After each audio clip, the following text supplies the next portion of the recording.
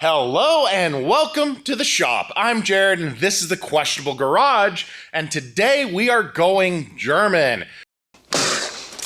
It's our BMW E30. This is the car that Tyler Hoover from Hoover's Garage imported for the CarTrek Season 7 special, where he and Freddie got vehicles that you could already get in the US, and I picked this thing up from him with, a wizard estimate of just $1,000.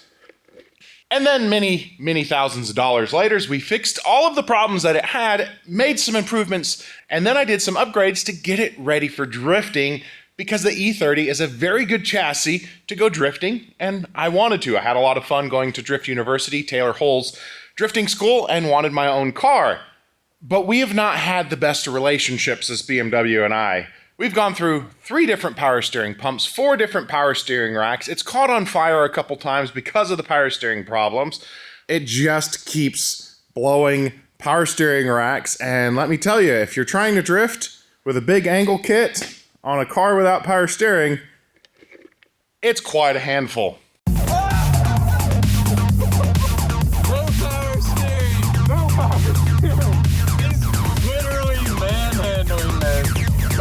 We're gonna die.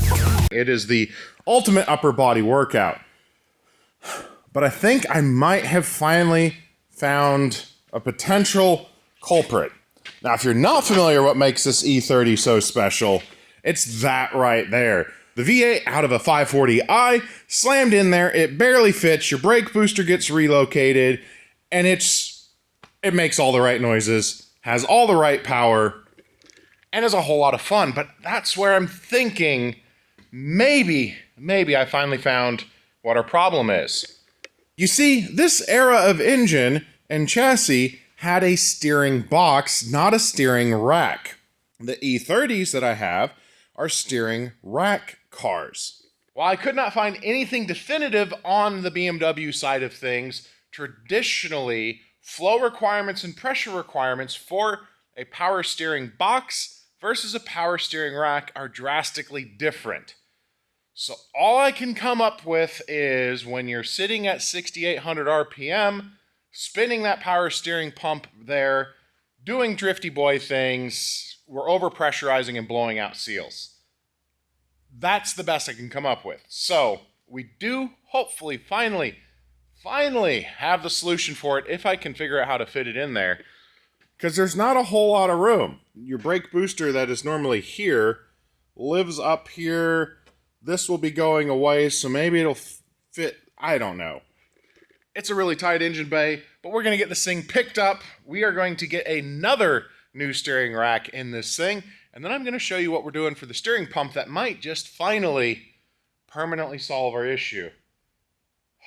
And then we'll do a couple little tweaks, like put some fresh tires on it. I left it on the cords last time we had it out because we got some rubber to burn. Please, I just want to enjoy the car.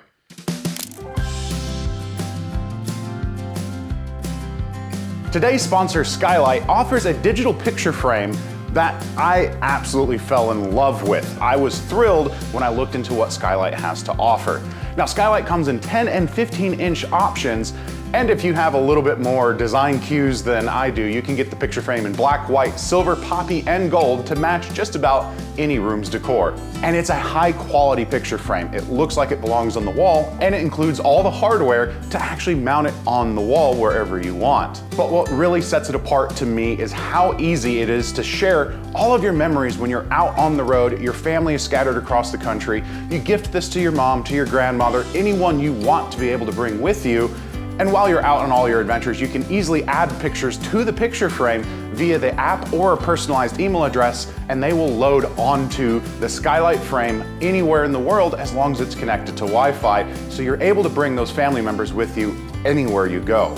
And of course, you're gonna be the favorite child for giving grandma or mom the picture frame, but you can share the personalized email address with anyone in the family or your friends, and they'll be able to share their memories and experiences with the Skylight frame, as well as adding comments to each picture as they send it along, letting them know what they're doing, where they're at, and with the intuitive, easy to use swiped touchscreen, Your family member is going to be able to see all of those notes, heart and favorite some of those pictures, and have them come up more often. Skylight Frame is the perfect gift for yourself or your loved ones. Head on over to skylightframe.com/questionable and use my code questionable, or scan that QR code on the screen and you're going to save 15%. Give your loved one this absolutely fantastic gift this holidays. You're going to save 15% while doing it. Head on over again to skylightframe.com/questionable, use code questionable, or scan this QR code. You're going to save 15% and cement your place as that favorite relative. All right, now it's time to show you how, hopefully, we're going to finally fix all of our pumping problems. We're not going to have anything relating to engine RPM to do with power steering anymore. Those of you familiar with a lot of the crazy stuff we do, namely what we just did for the Coyote on Tryhard, or if you're just, a builder of crazy stuff yourself, you're familiar with stealing the electric hydraulic steering pumps from Volvos, from the MR2s, the MRSs. There are a lot out from the factory that are pretty affordable from junkyards, and they work great because no matter what the engine RPM is turning, this is going to create the same amount of power steering assistance, which is exactly what we need. Now, this particular unit is one I really like. So the Volvo is a common, popular one. It works well. What I like about this one here, it's from a Toyota MRS, the last generation MR2, is it has the computer built in and it has some level of load sensing with minimal inputs. So it's not going to run all the time as your loads go up. It does increase assist some. It's not as much if it was talking to all the other computers in the system, but it works really, really well. One downside is it's a little bit big and there's really not a lot of room in there. But my friend Andy from Andy Auto Works sent that out to me. Now, if you don't remember Andy, if we jump way back, kind of a deep cut, I think 2 SEMA videos ago, we found a gray MRS that had some rough looking paint, but a lot of really cool stuff about it. Namely, it had all the car parts like mirrors and a complete interior on it, like a car at SEMA should have. Andy built that thing in his driveway for SEMA Battle of the Builders. So many other builders are like in full-blown shops and have supports of hundreds of companies practically to get these builds together. And Andy was building it in his driveway, painting it in like 30-degree weather the day before it had to get shipped out with lots of just really cool custom stuff on it. And then he decided to join me in the Roadblock Club and had a tree fall on it. So he was in the process of rebuilding it, had a couple parts, MRSs, and I reached out to him and was like, hey, do you still have one of these pumps? I'd like to buy it from you. And him being a champion just threw it in the box and sent it down to me. So thank you, Andy. Now I need to try to make it fit. What I'm really hoping, and I think it might work, is I'll probably only be able to run 2 mounting points, but we should be able to clear our brake rod there, and it can live. Oh wait, here we go. Oh no, that's too high. I think that might actually be a little too tall there, but if we can spin it around, I'll have to figure out, because our hydraulic out is here. We'll do some playing. We may just have to have a funny hydraulic hose, but I think, man, if we do it about there, ooh, that's going to be close. That's going to be real close, but I don't know that we can really, I can go down a little bit more, but I'll have to run I can't run a banjo off that. That needs to be a 90.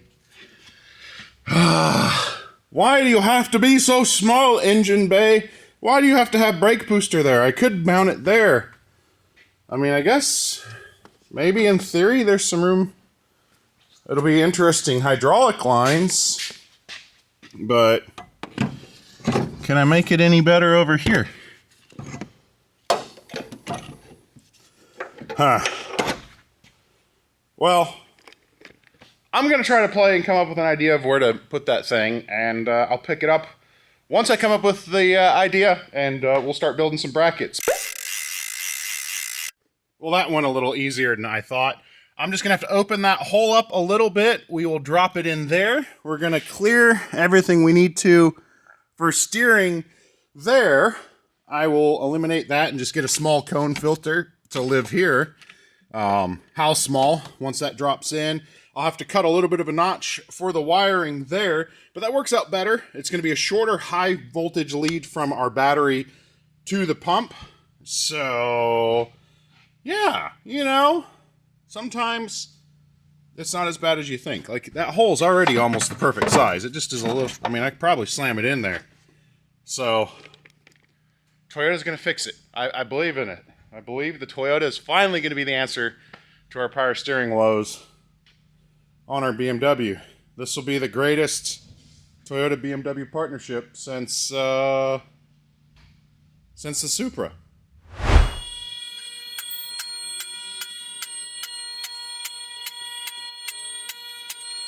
One benefit with this engine swap, at least your oil pan acts as your skid pan.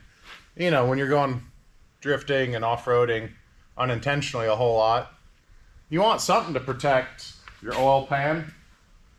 Oh, all out of gloves. Dang it. Kind of tired of doing steering racks, you know? You need to hold up long enough cars so we can then worry about like upgrades. If you behave long enough, we'll give you a new engine computer. We can get rid of all the sketchy wiring that's in your past. Oh. She needs to behave for once too, because I'm going to one of Taylor's Drift University days, but it's a bunch of my friends that all got together to kind of do a private day, and it's a big kind of party hangout. And I'm coming just to help with the ride along for the people who aren't taking the lessons and are just there, you know, to experience drifting. That's my job. But I can't do that with my BMW being all BMW-like. You know, I should just be able to pull the lines off and not have an ounce of fluid come out. But how much you want to bet? There's still a bunch of oil in there just to dribble on me, just because. That's what my heart says.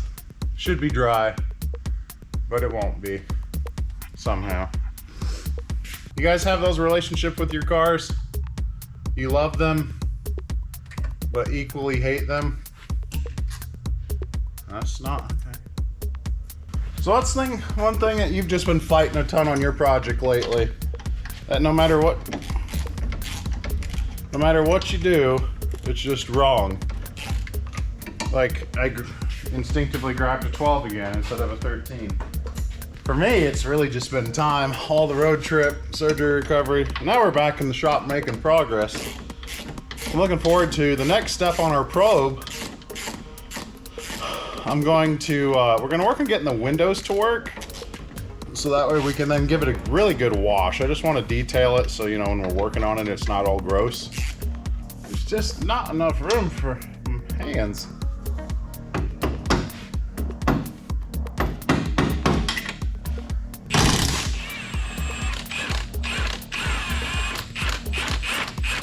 One cool thing, reached out to the J&J guys, because generally speaking, used OEM is always going to beat the cheap new, and a lot of times it even beats remanufactured.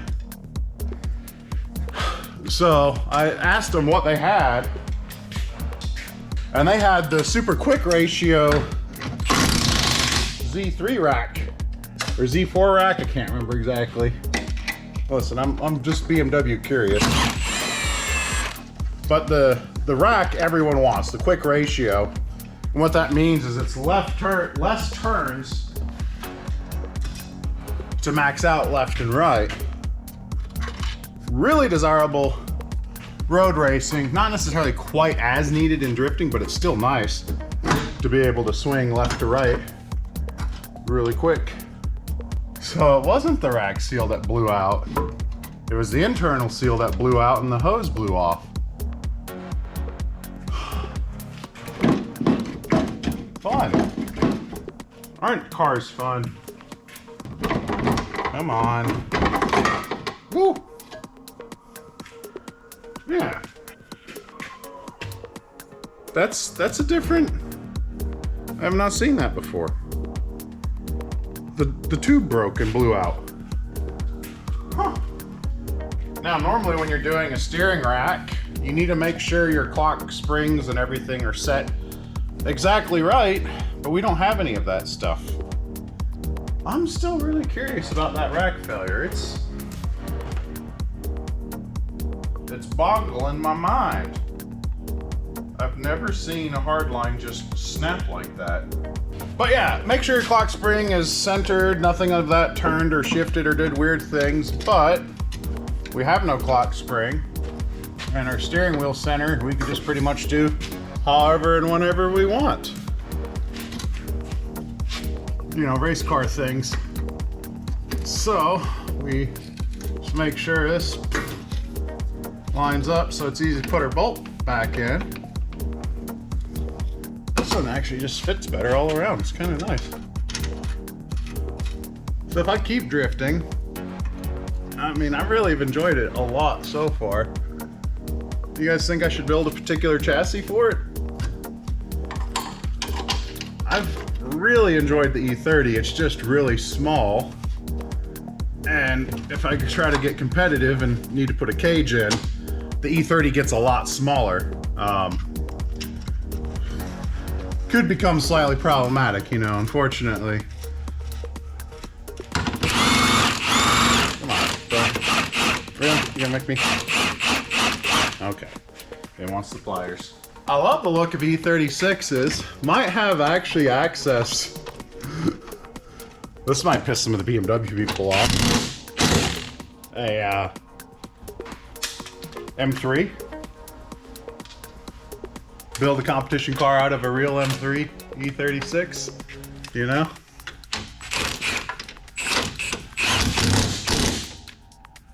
That'd be fun.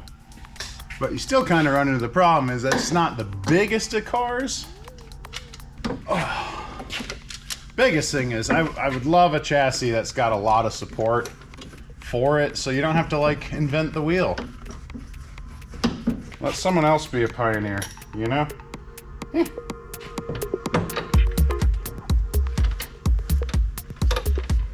Now the fun.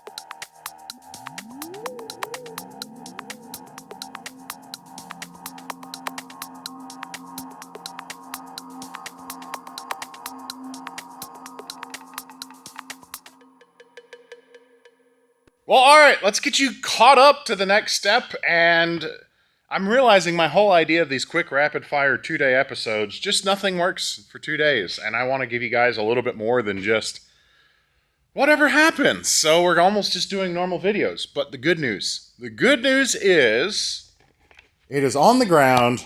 I just test drove it. It is not blowing power steering out yet. Our wheel liners or our over fenders are working pretty good with just a minor amount of rubbing. They'll either clearance themselves off or work. One wire to go and clean up the windows, and I think we're ready to go. So, what does that mean for you guys? Well, your next scene, we're going to be in Alabama and find out if all this work worked. Do I finally have power steering? Can I finally enjoy this car? Can I burn through a full set of tires without tearing my shoulder muscles apart? We'll find out soon. Yeah. We'll be at the track. I'll show you what we're dealing with, but of course, it wouldn't be complete without a lot of running around to parts stores on a Sunday to try to find something to make this thing work. As you notice, there's parts on the ground, including a drive belt. So power steering has worked so far. The electric pump's doing a great thing, but something I thought would be a problem down the road, which was a problem very quickly, was the power steering pump I was using as an idler. So I just had this thing with some oil in it and figured it would live a happy life. No, it's fully locked up, destroyed, exploded, locked the belt up, stalled the engine, made me think I had blown up the engine. So hopefully, got it all reconfigured. I've been running all over parts stores. Thankfully, Tamara, Taylor's wife from Drift University, is making the run for what might be the final belt. We're on belt number 7. But I think that'll be back together and we'll be drifting again. We've got a lot of our Dust Ball friends here. They're all out. We got a private day going. Mustang doing Mustang things, unhappy. Broken tire. Michael, hi. You're not doing body work today. I'd rather be. Broken tie rod, broken battery, terminal. My friends are hard on cars. Hey, speak for yourself.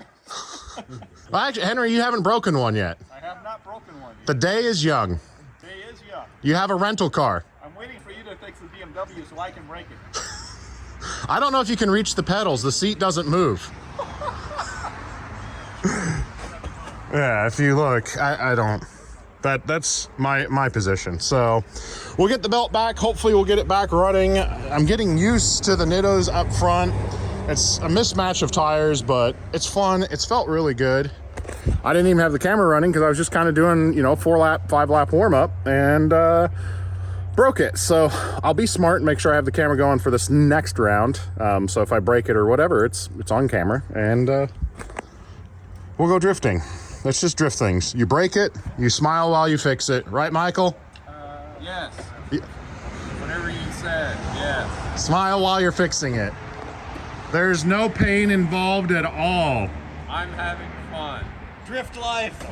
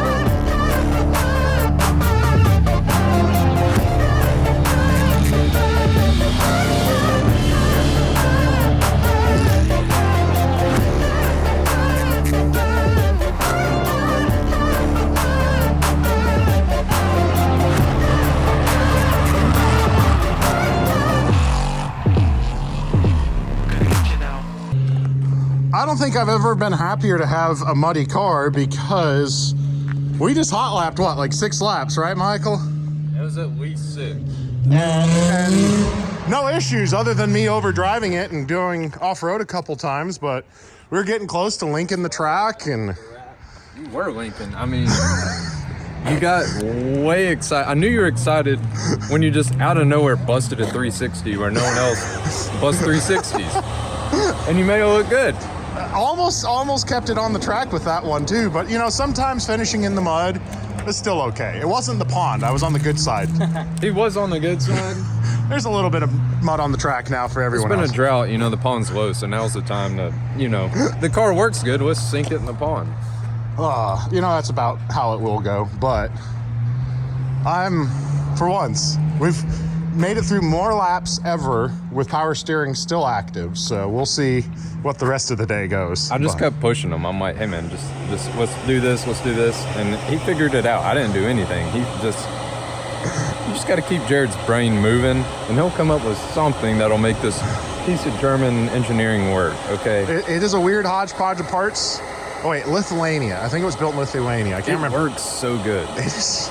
So watching the car like drift, it just has so much forward driving bite to it, and it just doesn't make sense. Like, this car shouldn't work this good, and it like drives just as good. Like, I don't know, it just has so much forward drive while you're in drift. It's BMW suspension. It's actually really good. I just don't like working on it. No, well, especially when there's an engine with no room, but I think what works so well is the ridiculous bulldog like front track width that you'd see on a 3646 on the little E30. So she's got big wide front hips, a tiny little rear, and it somehow works. And it has the smallest engine bay, and you have the largest hands here, Jared, so that makes sense. You know.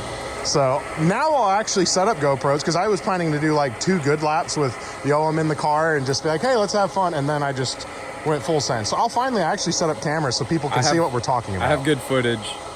Jared can put it in right here.